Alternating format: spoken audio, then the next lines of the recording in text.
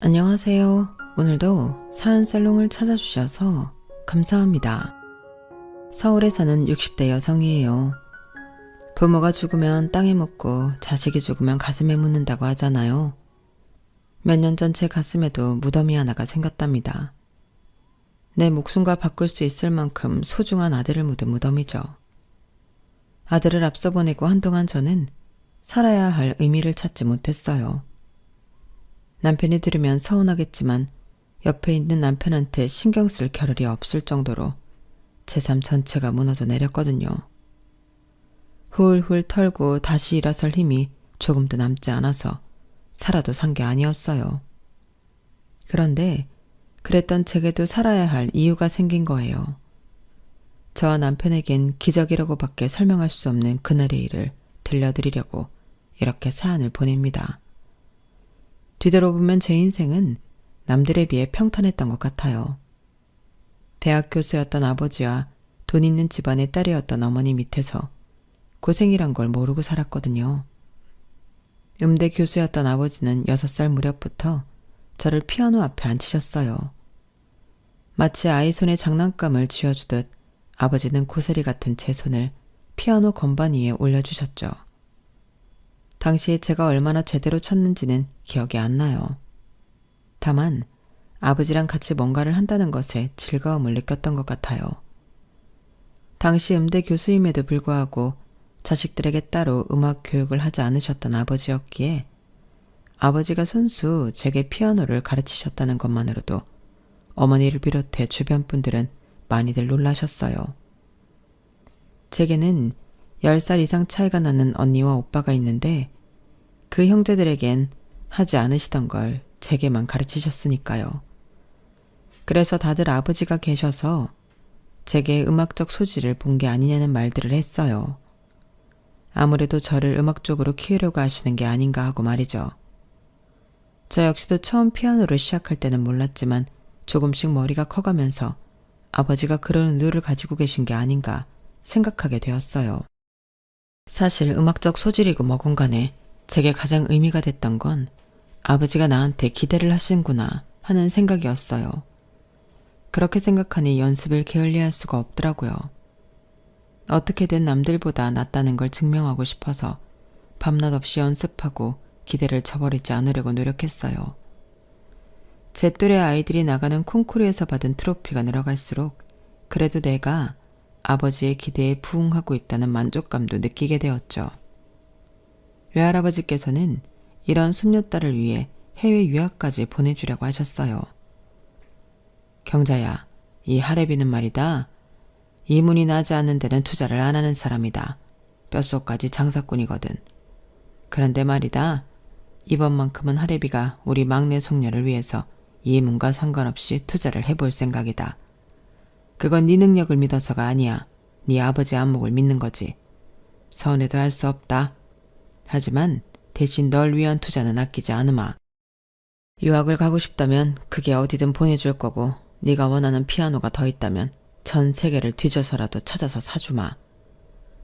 구두쇠로 알려진 외할아버지께서 전적으로 저를 후원해 주시겠다고 하자 외가 식구들은 다들 엄청 놀라셨어요. 특히 어머니는 누구보다 기뻐하셨죠. 집에 돌아와 아버지께 자랑을 하실 정도로요. 여보, 우리 아버지께서 경자를 밀어주실 모양이에요. 원하는 건 뭐든 해주시겠다고 하지 뭐예요? 그래서 말인데 경자 플란서로 유학 보내는 거 어때요? 신문에 보니까 예술가들은 다들 플란서 파리에 모인다던데. 우리 경자도 일찍부터 그런 분위기 속에서 살면 좋잖아요. 막내딸의 미래를 상상하며 한껏 고무된 어머니는 아버지가 당연히 허락해 줄 걸로 믿고 그렇게 말했어요. 하지만 어머니의 예상과 달리 아버지는 의외의 대답을 하신 거예요. 경자를 뭐하러 유학을 보내? 괜히 얘한테 헛바람 넣지 마. 아니 여보, 그게 무슨 말이에요? 헛바람이라뇨. 애초에 당신이 바랐던 게 이런 거 아니었어요? 피아노에 소질이 있는 애니까 돈 있는 외조부 도움받아 해외 유학이라도 떠나길 바랐던 거 아니었냐고요. 이제 와서 발뺌할 생각이에요? 이 사람이 내가 언제 경자한테 피아노에 소질이 있다고 그랬어? 나는 그저 우리 경자가 나이 차이 많이 지는 형제들 밑에서 자라는 게 외롭지 않을까 해서 피아노를 가르친 것뿐이야. 안타깝게도 우리 집 애들 중에 음악적 소질을 가지고 태어난 애는 단 한 명도 없어. 아버지의 그 말은 많은 변화를 몰고 왔어요. 가장 먼저 시작된 변화는 어머니였어요. 그동안 어머니는 저를 예술고등학교에 보내려고 값비싼 피아노 레슨을 시키셨는데 하루아침에 딱 끊으셨거든요. 대신 제 공부를 도와줄 과외 선생을 들이셨어요. 이제는 딴 데 신경 쓰지 말고 열심히 공부해서 성적을 올리라는 무언의 압력이었죠. 당시만 해도 이름 있는 고등학교에 진학하려면 시험을 봐야 했는데 제 당시 성적으로는 거기에 미치지 못했거든요. 그리고 어머니만큼이나 아버지 말씀에 영향을 받은 사람은 바로 저였어요. 사춘기 중학생이던 제게는 엄청난 파장이 끼쳤거든요. 사실 그동안 저는 내가 피아노에 소질이 없다는 걸 내심 알고 있었는지도 몰라요. 그럼에도 열심히 피아노를 쳤던 건 뛰어난 음악가인 아버지가 나를 인정해 줬다는 것 때문이었어요. 그런데 그게 아니라고 하니까 더 이상 제가 피아노에 매달릴 이유가 없어진 거였죠. 하루도 거르지 않던 피아노 연습은 단번에 끝나버렸고 이후로는 피아노를 거들떠보지도 않았어요. 신기한 건 아쉬움도 없고 불만도 없었어요. 사람들은 흔히들 열심히 해오던 걸 그만두게 됐을 때 엄청난 상실감을 느낄 거라고 생각들 하는데 그것도 사람 나름이고 상황 나름인 것 같아요. 적어도 저는 피아노를 그만두면서 일말의 미련도 없었거든요. 오히려 피아노를 그만두고 본격적으로 공부를 시작하게 됐을 때 가슴이 설렐 정도로 신이 나더라고요. 그동안은 피아노 연습을 해야 한다는 강박 때문에 공부를 겉핥기로만 했었는데 이제는 온전히 신경을 쏟을 수 있어서 그렇게 좋을 수가 없었어요. 그렇게 1년 정도 공부에 매진했고 그 결과 명문고등학교에 합격할 수 있었어요. 저를 비롯해 부모님도 그때 아셨던 것 같아요. 제가 공부에 소질이 있다는 사실을요. 본격적으로 공부를 시작한 지는 얼마 안 됐지만 성적은 전교 1, 2등을 다툴 정도로 수직 상승을 했어요. 언니랑 오빠가 성적 때문에 외가 지원을 받아 가정교사며 과외선생을 옆에 끼고 살다시피 해서 턱걸이로 대학에 들어갔던 것과 달리 저는 고등학교 진학 이후 따로 사교육을 받지 않고 이런 성적을 냈기 때문에 더 인정을 받을 수 있었어요. 상황이 이쯤 되자 외할아버지께서는 이러다가 우리 집안에서 서울대 출신이 나오는 게 아니냐시며 엄청 기뻐하셨다더군요. 그래서 제가 따로 부탁하지 않았는데도 서울대생을 상주 과외선생으로 붙여주셨어요. 바로 이 사람이 미래의 제 남편이랍니다. 남편은 지방에서 올라와 장학금을 받으며 공부를 했는데 출신 대학도 그렇고 학업 성적이 우수해서 소위 말하는 있는지 자식 과외선생으로 유명했던가 봐요. 공부 잘하는 외손녀한테 좋은 과외선생을 붙여주고 싶었던 외할아버지는 외숙모를 시켜 거액의 뒷돈을 주고 제 남편을 빼다가 저희 집에 보내주신 거예요. 나중에 남편한테 얘기를 들어보니 단순히 돈 때문에 거해를 옮긴 건 아니었다고 하더라고요. 원래 상주했던 집 애가 엄청 꼴통이었거든. 부모 기대는 하늘에 닿아 있는데 애는 아직 걸음마도 못하는 수준이랄까? 이런 녀석은 3년이 아니라 30년을 가르쳐도 서울에 있는 대학은 못 보낼 것 같았어. 돈 때문에 그 집에 붙어있긴 하지만 괜히 나중에 욕 엄청 얻어먹겠다 싶었지. 그러던 차에 당신 집에서 연락이 온 거야. 당신 외숙모 얘기를 들어보니 당신이 공부를 곧잘 한다더라고. 이 정도 애라면 서울대 보내는 것도 어렵지 않겠다 생각했지 뭐. 남편 예상대로 저는 서울대 수학과에 합격을 했어요. 친가와 양가 통틀어 서울대 출신은 제가 처음이었기 때문에 집안에서는 아주 난리였죠. 특히 외할아버지께서는 의상실 하나를 다 털어주실 기세로 고가의 옷들을 엄청나게 많이 맞춰주셨어요. 뿐만 아니라 제가 졸업할 때까지 학비는 물론 용돈까지 대주시겠다고 하셨어요. 이문이 남지 않는 장사는 안 한다는 외할아버지께서 제가 이렇게 투자를 하신 데는 이유가 있었어요. 저희 외할아버지께서는 명동에서 사채업을 오래 하셨는데 슬슬 돈 장사를 끊고 부동산 쪽으로 업종 변경을 꾀하고 계셨어요. 돈 장사와 달리 부동산 쪽은 관련 법도 잘 알아야 하고 인맥을 통한 정보도 많아야 하는데 문제는 외할아버지 밑에서 일하는 두 아들이 그런 인물이 되지 못한다는 거였죠. 이렇게 말하기 좀 그렇지만 저희 외삼촌들은 주먹 쓰는 일에 능할지 몰라도 머리 쓰는 일엔 영 꽝이었거든요. 그러니 외할아버지께서 제게 기대를 거셨던 거죠. 서울대 출신 인맥을 쌓기에도 좋고 수학과니까 계산력도 있을 거라고 믿으셨던 거예요. 그래서 미리미리 준비하는 차원에서 땅을 보러 다니실 때마다 저를 데리고 다니셨어요. 물건 보는 안목을 길러주시려고요. 세금 문제나 장부 정리 같은 일들도 저를 불러 시키곤 하셨는데 물론 공짜는 아니었어요. 저희 외할아버지는 동계사는 확실한 분이셨거든요. 외할아버지의 이런 편애 때문에 저는 외가에서 곱지 않은 시선을 받아야 했어요. 외삼촌들은 물론 외숙모와 사촌들까지 저를 경계했거든요. 그도 그럴 게 외할아버지께서는 제가 졸업 후에 외할아버지 사업을 돕길 바라셨어요. 그동안 할아버지 밑에서 꾸준히 일을 마다 않고 해왔는데 하루아침에 조카한테 홀라당 뺏길 상황이니 어떻게 저를 고운 시선으로 바라볼 수 있었겠어요. 저도 그 마음은 충분히 알고도 남죠. 그런데 그건 어디까지나 오해라는 걸 다들 몰랐던 게 문제였어요. 외할아버지께서는 제게 사업을 물려주시려는 게 아니라 외삼촌들을 돕길 바라셨던 것 뿐이거든요. 나중에서야 외할아버지를 통해 그런 사실을 전해 듣고는 그제야 저를 대하는 태도가 달라지더라고요. 대학교 3학년이 되었을 때 외할아버지께서는 제게 선자리를 잡았으니 나가보라고 하셨어요.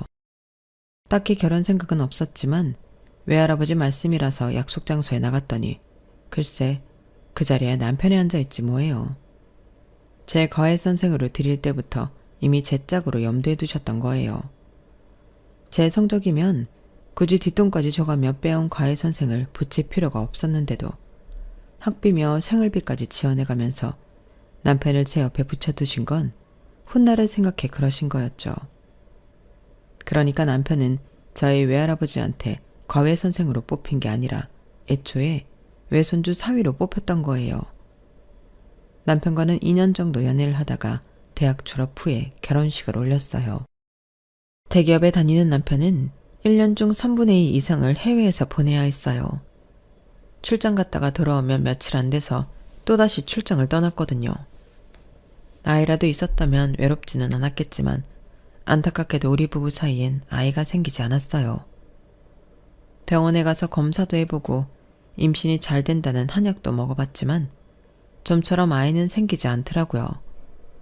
그렇다고 남편이나 제 몸에 이상이 있던 것도 아니었어요. 차라리 임신이 어려운 몸이라고 했다면 입양을 고려했을 거예요. 아이가 없어서 그런가 남편은 점점 더 밖으로만 돌았어요. 밖에서 놀고 다닌 거라면 뭐라고 한마디 했을 텐데 일에 빠져서 사는 사람이라 그럴 수도 없었어요.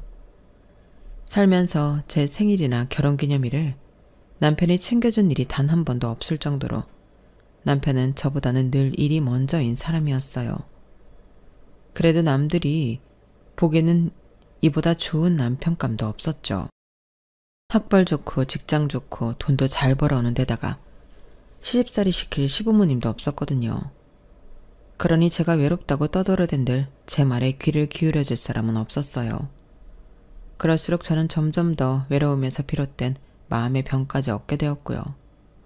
수면제가 없으면 잠을 잘 수 없을 정도였어요. 돈이야 많았죠. 외할아버지 밑에서 일하며 번 돈도 꽤 되고 외할아버지께서 돌아가실 때 남겨주신 유산도 상당했거든요.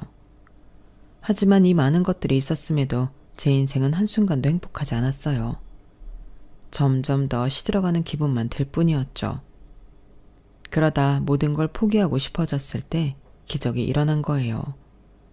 며칠 동안 속이 더부룩하고 밥 냄새만 맡아도 속이 올라오길래 소화제를 먹을까 하다가 혹시 몰라서 병원에 갔는데 담당 의사가 산부인과 진료를 받아보라고 하지 뭐예요. 속으로는 부질없는 짓이라고 생각하면서도 일단은 의사 말을 따르기로 했어요. 그랬더니 글쎄, 네? 임신이요? 네, 아직 초기 단계라서 조심하셔야 됩니다. 특히 노산이라서 더더욱 몸조리를 잘 하셔야 돼요. 당시 35이었던 저로서는 임신했다는 말이 좀처럼 믿어지지 않았어요. 지금이야 40을 넘어서도 임신을 하는 사람들도 많지만 당시만 해도 30대 중반이면 노산이라고 부를 정도로 그리 흔치 않은 케이스였으니까요. 몇 번이나 의사를 통해 임신 확인을 받은 저는 집에 돌아오자마자 울음을 터뜨렸어요. 아이가 생겼다는 사실에 기뻐서 그랬던 것도 있지만 요 근래 안 좋은 생각을 했던 게 뱃속의 아이한테 너무 미안했거든요. 자칫 잘못된 선택을 했더라면 이 아이가 세상 빛도 못 보고 사라졌을 거라고 생각하니까 뒤늦게 공포가 확 밀려왔어요. 일단은 마음을 추스르고 남편한테 연락을 했어요.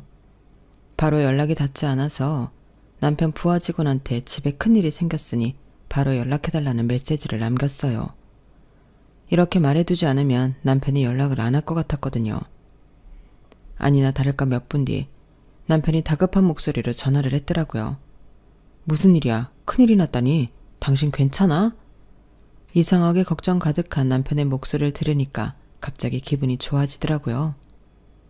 이 사람이 그래도 내 걱정을 하는 걸 보니 나한테 관심이 없는 건 아니라는 생각이 들었거든요. 여보, 진정해. 집에 일이 있는 건 사실인데 좋은 일이야. 당신 놀라게 하고 싶지는 않았지만 그래도 당신한테 직접 말하고 싶어서 그랬어. 여보, 나 임신했어. 임신했다는 말을 했는데도 수화기 너머에선 아무 소리가 들리지 않았어요. 해외라서 전화 연결 상태가 안 좋아 내 말을 못 들은 건가 생각하던 그때 수화기 너머로 남편의 흐느끼는 소리가 들리더라고요. 그 소리를 들으니 저도 울컥해서 눈물이 났어요. 그동안 나만 아이 때문에 고민하고 가슴앓이를 하고 있다고 생각했는데 이제 보니 남편도 아이를 무척이나 기다려왔던가 봐요. 그런데도 제가 걱정할까봐 아이 얘기는 꺼내지도 못하고 있었던 거였죠. 그 마음을 깨닫고 나니 남편한테 미안한 마음이 커지더라고요. 몇 분을 소리 죽여 흐느끼던 남편은 대뜸 먹고 싶은 건 없냐고 묻더군요. 그때까지만 해도 딱히 먹고 싶은 건 없었는데 남편이 물으니까 갑자기 딸기 생각이 나지 뭐예요. 그래서 딸기가 먹고 싶다고 했죠. 남편은 알겠다고 하고는 전화를 끊었어요. 그리고 다음날 아침 7시도 안 된 시간에 현관문 소리가 들리더라고요. 이 시간에 집에 찾아올 사람이 없는데 혹시 도둑이라도 들었나 싶어 잠옷바람이 벌떡 일어나 무기가 될 만한 걸 찾아들고 거실로 나갔어요.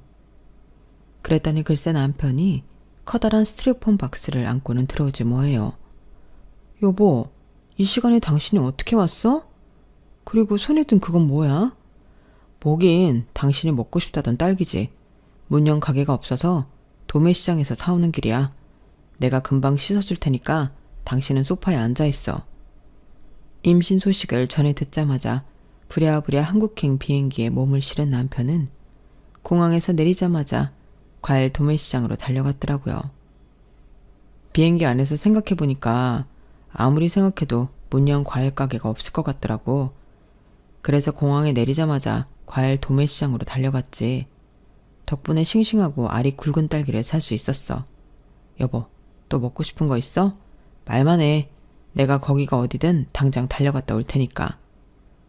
지금까지 봐왔던 남편 모습 중에 그날 남편의 표정이 가장 밝아 보였어요. 마치 세상을 다 얻은 사람처럼 입가에 미소가 끊이지 않았거든요. 일도 팽개치고 달려왔던 남편은 그날 밤 비행기로 다시 떠나야 했지만 가기 전까지 제가 먹고 싶다는 왕만두며 족발, 아이스크림까지 한가득 사다가 냉장고에 쟁겨주었어요. 현장일 처리하고 바로 돌아오겠다고 하면서도 제 걱정이 되는지 쉽게 발길을 못 대더라고요. 그러고도 안심이 안 됐는지 남편은 제 친정에 전화해 친정어머니를 저희 집에 보냈어요. 늦둥이 딸이 30을 훌쩍 넘긴 나이에 임신했다고 하자 친정 부모님도 기쁘셨던지 한 걸음에 달려오셨더라고요. 얼마 뒤 출장에서 돌아온 남편은 부서까지 바꿔가며 제 곁을 지켜주었어요. 그동안 못해준 거 이번에 다 해주겠다며 밥도 직접 해서 제 입에 떠넣어주고 발도 씻겨주고 잘 때도 제가 잠든 걸 확인하고서야 잠들곤 하더군요. 하루아침에 360도 변해버린 남편을 보며 때로는 적응이 안 되기도 했지만 그래도 이참에 마음껏 누리자는 생각도 들었어요. 그렇게 10개월 가까이 임산부로서 온갖 호사를 누려온 저는 3시간 진통 끝에 출산을 했어요. 세상 무엇과도 바꿀 수 없는 귀한 우리 아들을 그렇게 만나게 된 거예요. 마흔을 바라보는 남편은 여느 아빠들 못지않게 자식을 위해 노력했어요. 지금처럼 휴대폰에 카메라가 달려있던 시절이 아니라서 남편은 필름 카메라와 8mm 캠코더로 우리 아들의 순간순간을 담기 바빴어요. 이래도 진심이었던 남편은 육아에도 진심으로 달려들더라고요. 잠결에 아이 울음소리가 살짝만 들려도 제가 깰까봐 아이를 안고 거실로 나가 한참이나 아기를 어르곤 했어요. 공부가 생활이었던 습관 탓인지 육아 서적도 산처럼 쌓아두고 볼 정도로 남편의 자식 사랑은 유난하더라고요. 20년 가까이 회사 일이 최우선이던 남자가 하루아침에 변해버리자 회사 내에서는 말들이 많았나 봐요. 스스로 한직을 자처하며 저와 아이와 함께 보내는 시간을 늘려가던 남편은 결국 시련을 맛보게 되었어요. 오랜 시간 출세가도를 달렸던 이력에도 불구하고 희망퇴직자 명단에 올랐더라고요. 아직 아이가 자라려면 한참 남았는데 이제 겨우 신을 넘긴 시점에 회사에서 쫓겨날 위기에 처하자 남편은 큰 충격을 받은 것 같았어요. 그동안 회사에 모든 걸 바쳐왔는데 이렇게 쉽게 버림을 받는다는 게 감당이 안 됐을 거예요. 늘 자신만만하고 당당하던 남편이 풀이 죽은 모습을 보니 저도 마음이 편하지 않았어요. 그래서 이대로 가만히 보고만 있을 순 없겠다 싶더라고요.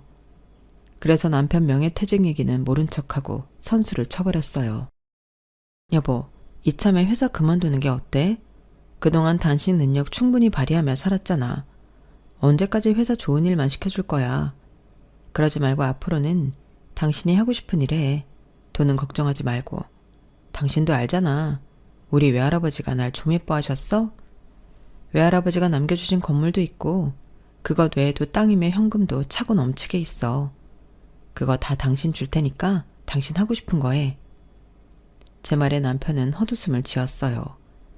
그러면서도 기분은 꽤 좋아 보이더라고요. 그럼 그럴까? 이번 기회에 돈 많은 마누라 덕 좀 보고 살아봐? 야, 남들은 자기 남편이 회사 잘릴까봐 더럽고 치사해도 끝까지 버티라고 한다는데 역시 우리 마누라는 달라. 내가 결혼 참 잘했어. 그걸 이제 알았어? 일단 회사부터 그만두고 쉬면서 뭘 할지 생각해봐요. 딱히 하고 싶은 게 없으면 그냥 건물 세 받고 살아도 좋고. 먹고 살 돈이야 충분한데 뭐가 걱정이야? 그러니까 마음 푹 놓고 살라고요. 말은 이렇게 했지만 제가 남편을 모르나요? 아내 돈에 기대서 건물 세만 받고 살 사람이 아니라는 걸 누구보다 제가 잘 아는걸요.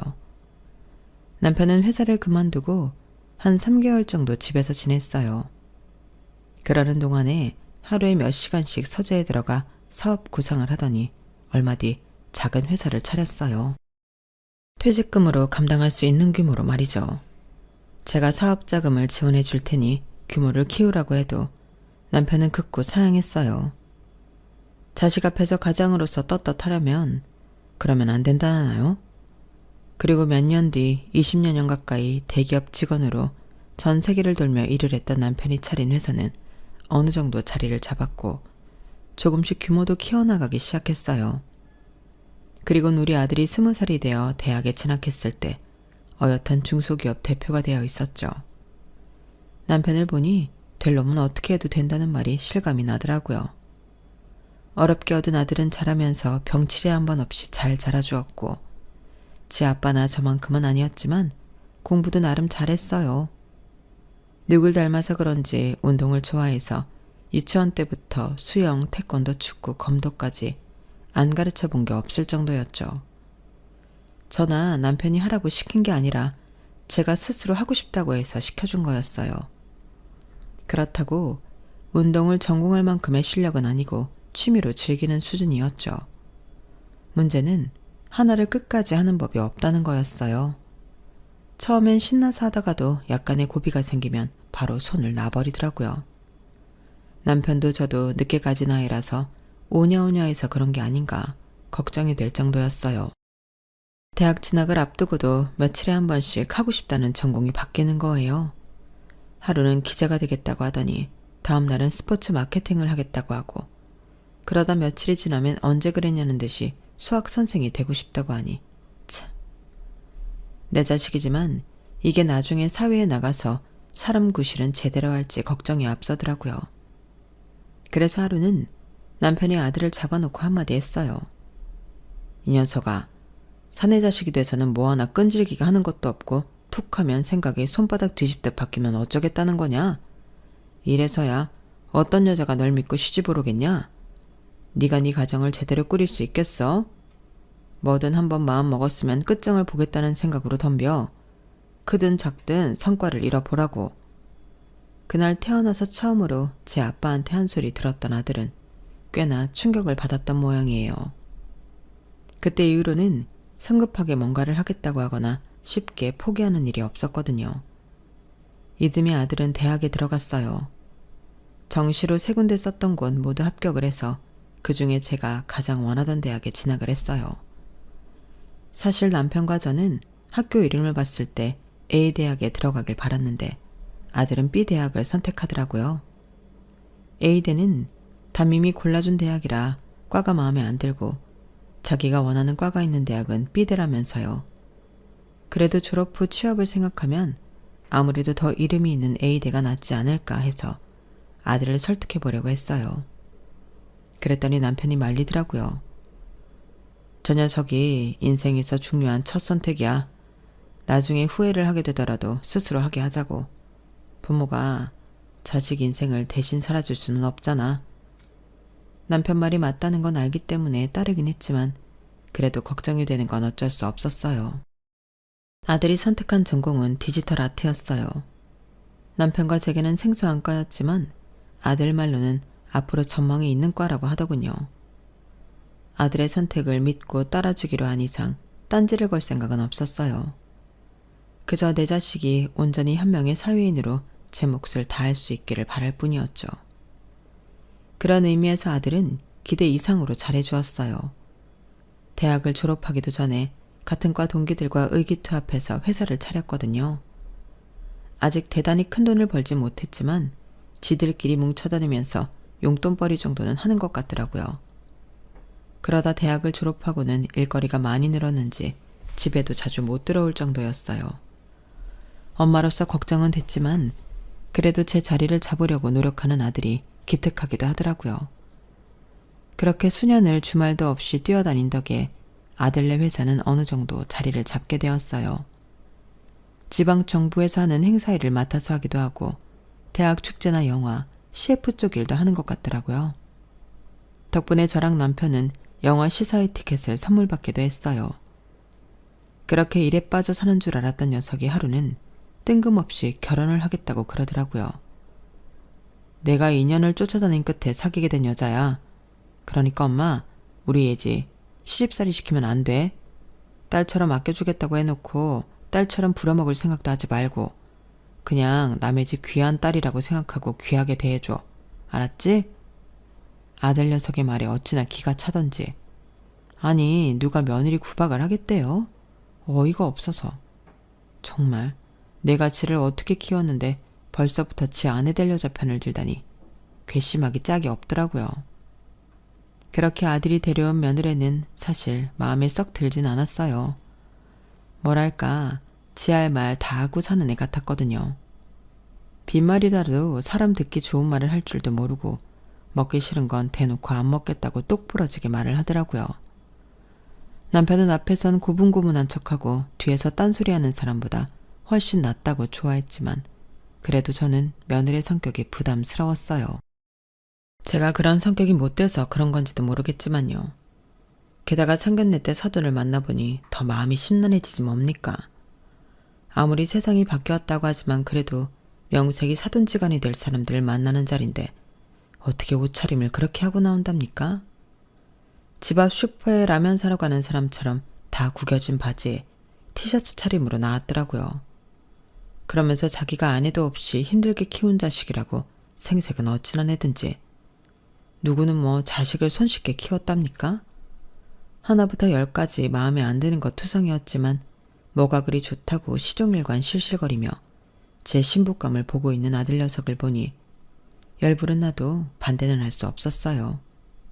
딱히 대단한 예단을 받을 생각도 없었지만 아들이 먼저 선을 긋더라고요. 자기 처가에 돈이 없으니 애초에 예단은 바라지도 말라고요. 그리고 신혼집은 자기가 모은 돈으로 전셋집을 구해 살 거고 집안 살림도 자기가 알아서 채우겠다고요. 아니, 그럼 네 처는 뭘 해온다니? 그냥 몸만 가지고 들어온대? 내가 그러라고 했는데? 엄마, 난 내 가정을 온전히 내 손으로 꾸릴 거야. 예전에 아빠가 나한테 그랬거든. 가장은 아내도 자식도 온전히 책임질 수 있어야 한다고. 엄마한테는 아빠가 있으니까 이제 나는 우리 예지한테 그런 사람이 될래. 엄마, 이해해 줄 거지? 그 아빠의 그 아들이라고 이런 건 어쩌면 지 아빠를 그대로 닮은 건지 반박을 하고 싶어도 할 수가 없더라고요. 아들을 임신한 이후 남편은 정말 제게 헌신적으로 대해주었거든요. 공주 대접이 무색하도록 받고만 살아온 내가 이제 와서 아들한테는 네 처한테 너무 잘해주지 말라고 할 수는 없는 노릇이잖아요. 그래서 속은 쓰리지만 이해하려고 노력했어요. 마음을 비우고 보니 며느리도 그렇게 막대먹은 애는 아니더라고요. 남편 말대로 뒤에서 딴소리하는 것보다 앞에서 솔직하게 말해주는 게 훨씬 편하기도 했고요. 적어도 앞과 뒤가 다른 애는 아니라는 얘기니까요. 그렇게 조금씩 며느리를 이해하려고 노력하다 보니 불편한 점도 조금씩 줄어들기 시작했어요. 그렇게 1년이 지나고 2년이 지나 우리가 가족이 된 지 3년이 넘어가기 시작했어요.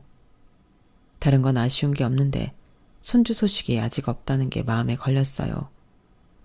저희 부부가 애가 안 들어서 마음고생을 했던 게 생각나서 애들한테 눈치를 주지 않으려고 부단히 노력을 했는데 그러다 보니 제가 속병이 나겠더라고요. 아들네 부부랑 외식을 나갔다가 식당 안에서 뛰어다니는 어린아이한테 시선이 갔는데 저도 모르게 순간 화들짝 놀랐지 뭐예요. 아무도 뭐라고 하지 않았는데 저 혼자 며느리한테 눈치 준 것처럼 보이면 어쩌나 걱정을 했지 뭐예요. 이런 걱정은 아파트 단지를 지날 때도 그렇고 며느리랑 차를 타고 가다가 초등학교 앞을 지나면서도 그렇고 수시로 하게 되더라고요. 손주가 태어나기 전까지는 남모를 이런 걱정을 하고 살아야 되나 한숨이 다 났어요. 그러면서 한편으로는 나도 이런데 당사자인 며느리는 오죽하랴 싶더라고요. 그래서 더 며느리한테 마음을 쓰게 되었어요. 그 일이 있기 전까지는 말이죠. 하루는 아들 녀석의 전화에서는 중대 발표가 있으니 저희 부부 보고 꼼짝 말고 집에 있으라고 그러지 뭐예요. 순간 머릿속에선 이혼이라는 단어가 떠올랐지만 아들 녀석 목소리가 밝은 거 보면 그건 아니다 싶었어요. 20분이면 도착할 거라는 아들 녀석이 집에 도착하기 전까지 저도 남편도 내심 전전긍긍이었어요.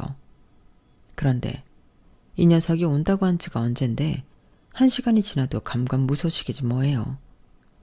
그렇게 3시간 가까이 남편과 저는 꼼짝 않고 집에서 아들을 기다렸어요.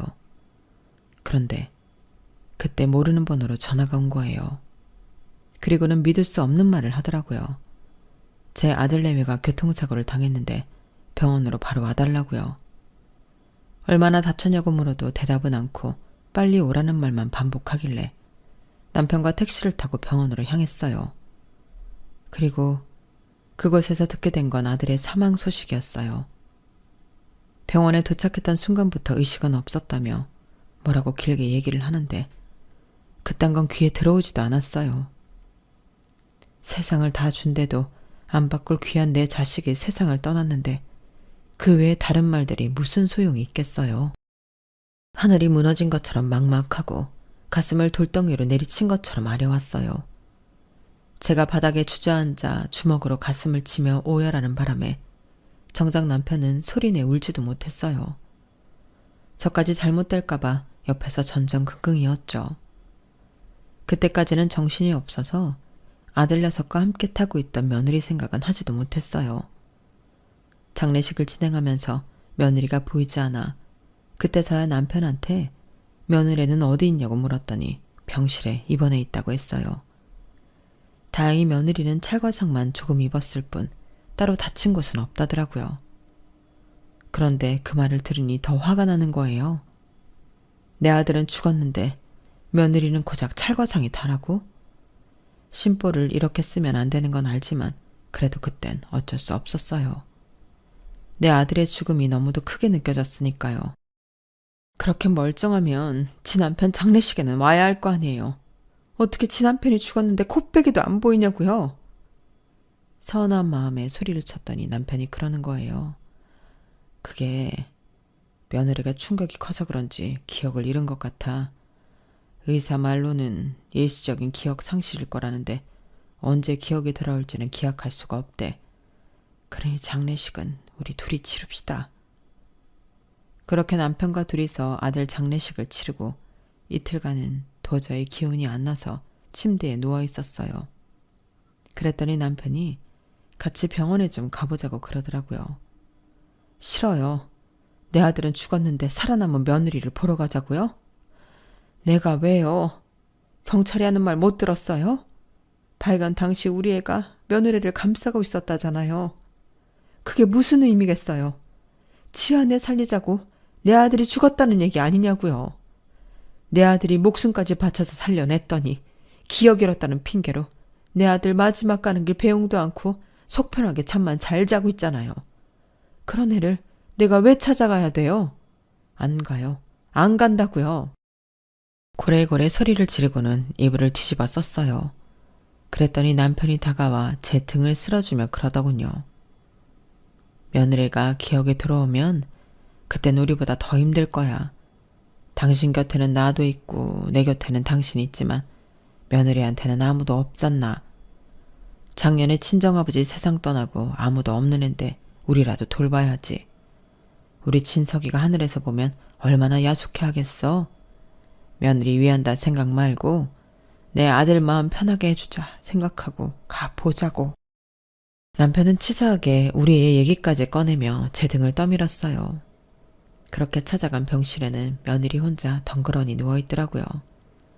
다른 병상엔 가족으로 보이는 보호자들이 와 있는데 며느리 병상엔 아무도 없었어요. 그걸 보니 가슴이 뭉클하기도 했지만 저희 부부를 보고는 멍하게 바라보는 며느리를 보자 한숨이 났어요. 이제 하다하다 기억을 잃은 며느리 병수발까지 해야 하나 싶었거든요. 마음 같아선 손가락 하나 까딱하기 싫었지만 그래도 눈앞에 보이는데 두 손 놓고 있을 수가 없어서 남편과 함께 1층 편의점에 가서 필요한 물품을 사왔어요. 냉장고에 마실 거랑 과일도 채워두었고요. 그런데 그때 며느리 주치의가 왔더라고요. 우리 보고 부모님이냐고 묻길래 시부모라고 했더니 의사가 며느리 눈치를 살짝 보더니 밖에서 얘기 좀 하자고 했어요. 그래서 따라 나갔는데 글쎄 아드님이 아내분과 뱃속의 아기를 살리려고 끝까지 아내분을 안고 있었나 봅니다. 그 말에 전식이 번쩍 든 저는 의사한테 되물었어요. 그게 무슨 소리예요? 뱃속의 아기라니요? 모르셨어요? 며느님 임신 5주차입니다. 그 말을 듣는 순간 남편도 저도 눈물이 터져 나왔어요.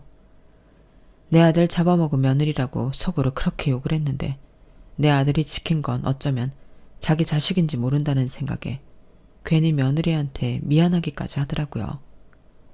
남편을 따라 병원에 올 때까지만 해도 세상 만사가 다 귀찮고 그냥 아들 따라 가고 싶다는 생각뿐이었는데 간사하게도 임신을 했다는 의사의 말에 없던 기운이 솟아나지 뭐해요.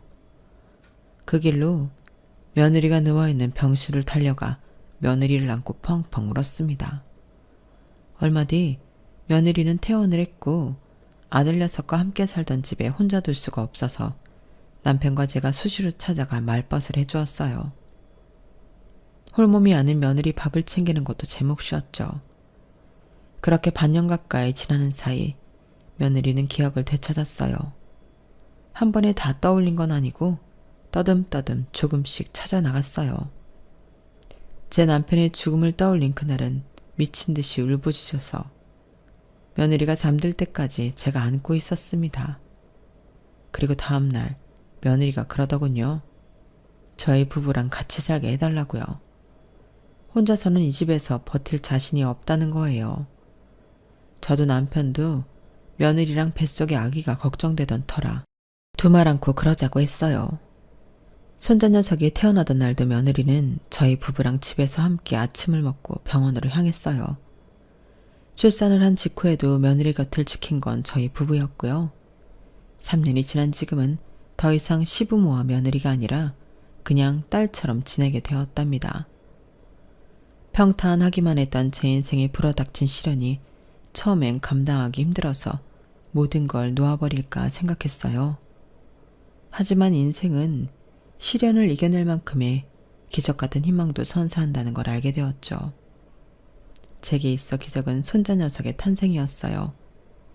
이제는 모녀지간처럼 지내는 며느리도 제 인생의 기적 중 하나라고 해야겠네요. 자기 아내를 귀한 남의 집 딸처럼 귀히 여겨달라던 아들 녀석의 부탁을 오늘도 생각하며 사연을 마칩니다. 지금까지 제 사연을 들어주셔서 감사합니다.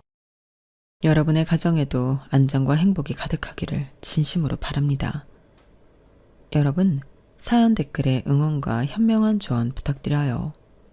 좋아요와 구독은 저에게 큰 힘이 됩니다. 오늘도 좋은 일 가득하세요.